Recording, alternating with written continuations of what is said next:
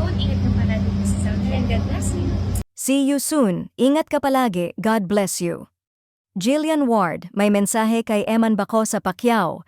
Fans na windang at kinilig ng husto. Usap-usapan ngayon sa social media ang tila simpleng mensahe ni Jillian Ward para kay Eman Bacosa Pacquiao.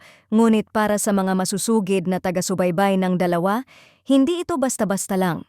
Sa isang maikling pahayag na, "See you soon, ingat ka palagi, God bless you," agad na nawindang at kinilig ang fans na ngayon ay muling nagbabasa sa pagitan ng mga linya at nagtatanong, may mas malalim bang kahulugan ang mga salitang iyon? Ayon sa netizens, ramdam daw ang lambing at pag-aalala sa mensahe ni Jillian, isang klaseng lambing na hindi raw basta ibinibigay kung walang pinanggagalingan. Para sa ilan, ang "see you soon" ay indikasyon na may nalalapit na pagkikita, habang ang "ingat ka palagi" at "God bless you" ay tila nagmumula sa isang taong may espesyal na puwang sa puso. Dahil dito, mabilis na nag-trending ang pangalan ng dalawa, kasabay ng sari-saring reaksyon mula sa fans. May mga nagsasabing natural lamang ang mensahe at huwag daw bigyan ng mali siya. Ngunit mas marami ang naniniwalang may something na namamagitan sa kanila. Lalo na't hindi ito ang unang pagkakataon na nahuhuli ng fans ang palitan nila ng sweet at meaningful na mga salita.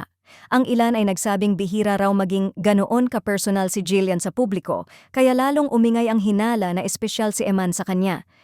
Dagdag pa ng fans, kapansin-pansin din ang timing ng mensahe.